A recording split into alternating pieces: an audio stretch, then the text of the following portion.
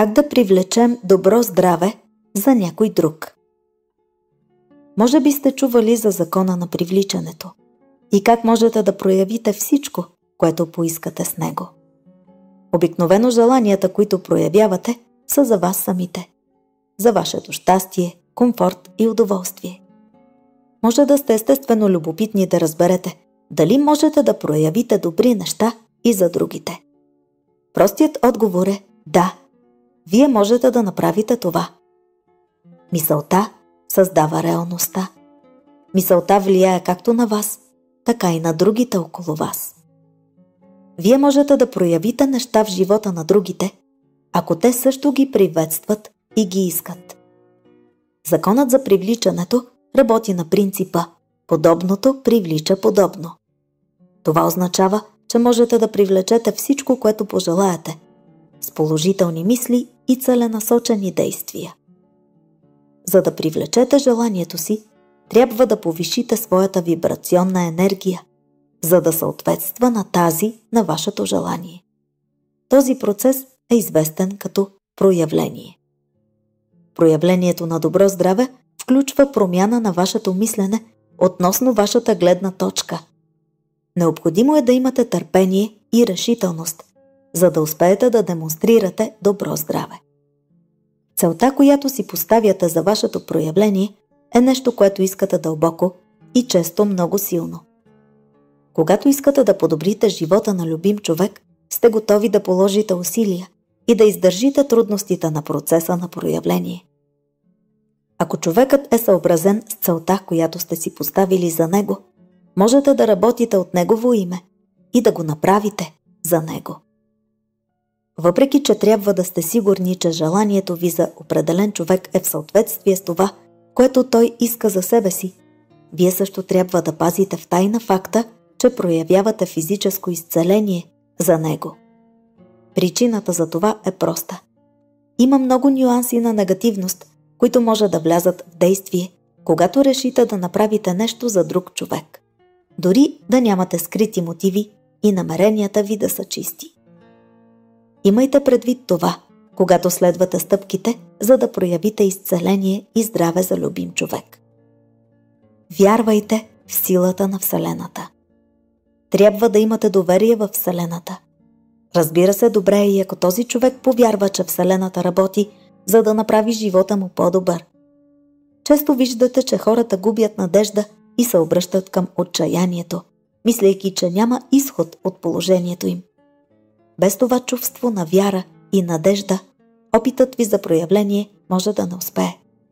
Трябва да работите с този човек и да го убедите, че добрите неща могат да се появят по всяко време и че Вселената винаги се грижи за нас. Прекарвайки повече време с любимия човек и правейки нещата, които той обича, можете да го накарате да види положителната страна на живота. Можете да предадете част от положителната си енергия чрез това близко общуване. В случай, че този човек има здравословни проблеми, които могат да бъдат разрешени с промени в начина на живот, използвайте близостта и връзката си с него, за да го накарате да се съгласи с същото. Можете да призовете цялата си любов и привързаност към него, за да го накарате да се съгласи с това. За да изявите целта си, можете да получите помощ от техники като визуализация и утвърждения, за да повишите енергийните си нива. Когато проявявате добро здраве за друг човек, може често да се сблъсквате с неуспехи. Продължавайте да се доверявате на Вселената и вярвайте, че тя винаги чува вашите молитви.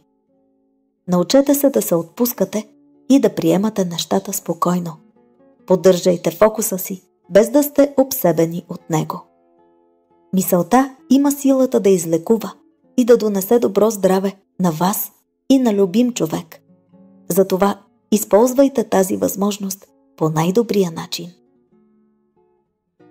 Насърчителни думи за друг човек. Думите ни имат сила. Те влияят на другите, както влияят и на нас. Думите носят огромна сила да издигнат или да съборят човек. Утвържденията са един от най-простите и ефективни начини да подобрите живота си.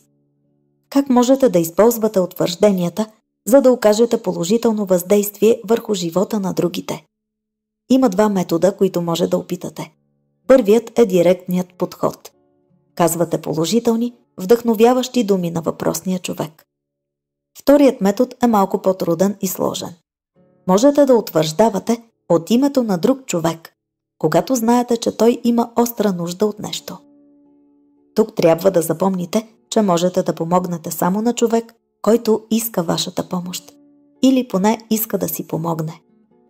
Вие можете да влияете на другите по-лесно, отколкото си мислите, като промените реакцията си на техните думи и действия. Тази промяна в отговора със сигурност ще ви накара да се почувствате добре със себе си. И това може да предизвика положителна промяна в другия човек. Ето и някои думи на утеха, насърчение и признателност, които можете да използвате при различни поводи. В моменти, когато се чувствате отпаднали, можете да казвате някои от тези неща и на себе си. Ти си най-невероятният човек, когото познавам. Твоето присъствие просто озарява стаята. Ти си перфектен, такъв какъвто си. Благословен съм да те имам в живота си. Благодаря ти за приятелството. Днес изглеждаш изумително. Усмивката ти озарява стаята. Удивен съм от силата на ума и характера ти. Твоят забавен и жизнерадостен възглед за живота е заразителен. Ти имаш най-голямото сърце от всички, които познавам. А смехът ти е неустоим. Аз съм по-добър човек благодарение на твоето приятелство. Научавам толкова много от теб. Светът е по-добро място благодарение на хора като теб. Гордея се с теб. Ти имаш решение за всеки проблем. Възхищавам се на начина, по който живееш. Ти си причината да съм щастлив и да се справям добре.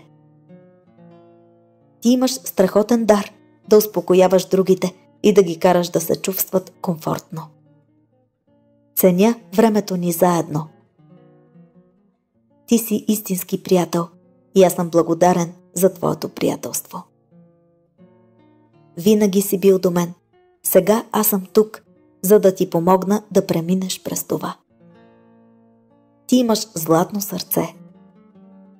Възхищавам се на твоя дух. Ти си боец и никога не се предаваш. Вярвам в теб.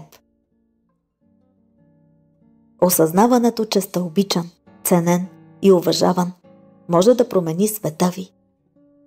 Когато казвате правилните думи в точното време, може да помогнете на всеки да отвори сърцето си за вас.